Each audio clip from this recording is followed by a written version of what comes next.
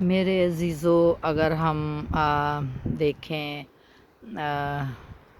پیدائش کا پہلا باپ اور اس کے اندر خدا کے کلام میں لکھا ہوا ہے کہ خدا نے ہوا اور آدم کو نر و ناری بنایا اور انہیں کہا کہ زمین پر بڑھو اور پھولو اور محکوم ہو، دنیا کو بڑھو اور پھولو اور بڑھاؤ۔ اور خدا نے آدم اور ہوا کے لیے خدا باپ نے سب چیزیں بنائیں، انہیں کہا کہ یہ جو کچھ ہریالی سبزہ سب کچھ میں نے بنایا ہے وہ میں نے تمہارے لیے بنایا ہے۔ تو میرے عزیزو، خدا باپ نے خوبصورت دنیا بنائی، اور ہوا اور آدم کو خدا باپ نے جب باغ عدن میں رکھا تو خدا نے جب دیکھا شیطان نے انہیں بہکایا ہے اور انہوں نے گناہ کیا، خدا کے حکم کو توڑا، تو خدا باپ نے انہیں جو ہے باغ عدن سے نکال دیا۔ تو میرے عزیزو، خدا باپ ہم سب کو باغ عدن میں رکھنا چاہتا ہے، ہمیں پیار کرتا ہے خدا باپ، اور وہ چاہتا ہے کہ ہم اس کے حکموں کو مانیں تاکہ ہم باغ عدن میں ہی رہیں۔ لیکن میرے عزیزو، ہم لوگ جو ہے وہ اس کے حکموں کو نہیں مانتے ہیں۔ ہم لوگ جو ہے وہ ہر وقت جو ہے شیطان کے بہکاوے میں آ جاتے ہیں اور شیطان کی باتیں مان کر خدا ان کی باتوں کو، خدا کے حکموں کو رد کر دیتے ہیں۔ تو پھر خدا باپ جو ہے وہ ہمارے ساتھ خوش نہیں ہوتا، پھر وہ خدا باپ جو ہے وہ ہم سے ناراض ہوتا ہے۔ تو اس لیے میرے عزیزو، ہمیں جو ہے وہ خدا باپ کے حکموں کو ماننا ہے تاکہ ہم جو ہے دکھوں، آزمائشوں، مصیبتوں میں نہ پڑیں۔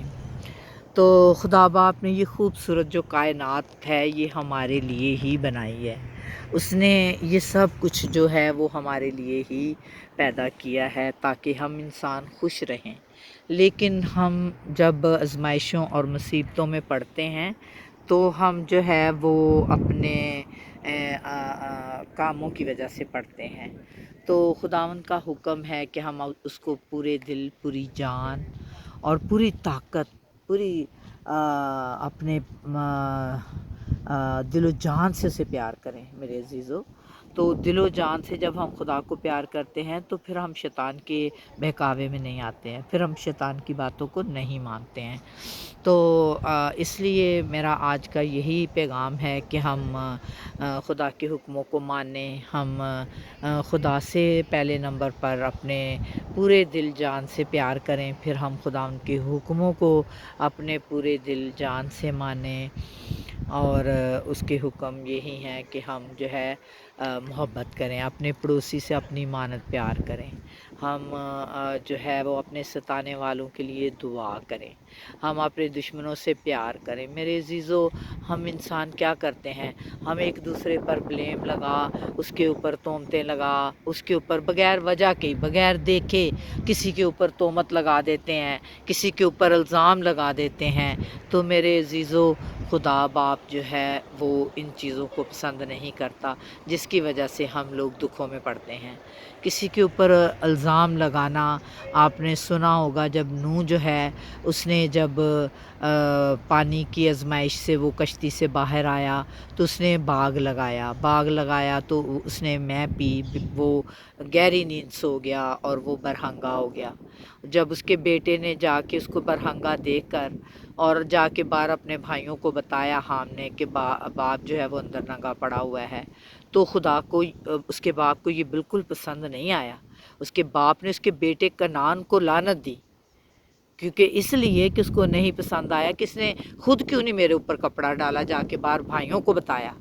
اور بھائیوں نے آ کے پیچھے کو، انہوں نے باپ کو نہیں دیکھا، انہوں نے چادر لی اور پچھلے پیر ایسے آئے آ کے اور پچھلے قدموں سے اپنا مطلب منہ نہیں باپ کی طرف کیا اور چادر باپ کے اوپر ڈالی۔ جب باپ جاگا، اسے پتہ چلا، تو اس نے حام کے بیٹے کو، کنعان کو لعنت دی۔ اس نے کہا کہ تو جو ہے سام اور یافت کا غلام ہوگا۔ تو میرے عزیزو، ہمیں بڑا کیئرفل رہنا ہے کسی کی بات کرنے کے لیے، کبھی کسی پہ बगैर देखे, देखो भी तो पर्दा डालो, लेकिन हम बगैर देखे ही लगा देते हैं इल्ज़ाम। हाँ वो फलाना जड़ा उन्हें इंज कीता, फलाने ने इंज कीता है, ना किसी का पता होगा जड़ बुनियाद का हम ये करते हैं, तो फिर हमें इसकी सज़ा बहुत ज़्यादा है। चुगलखोरी की सज़ा, किसी पे बगैर देखे इल्ज़ाम लगाना बहुत बहुत सज़ा है। इसकी छोटी सज़ा ना आप समझें। उसके बाप ने उसको लानत की थी, उसके बापो अपने पोते को, और वो लानत आज तक कायम है। तो इसलिए मेरे अज़ीज़ों, बड़े एहतियात से अपनी ज़बान, कलाम में लिखा हुआ है हमारी ज़बान में ही हमारी मौत है और हमारी ज़बान में ही हमारी ज़िंदगी है। तो खुदावंद आप लोगों को बरकत दे कि आप लोग खुदावंद के हुक्मों को हमेशा मानते रहें। आमीन।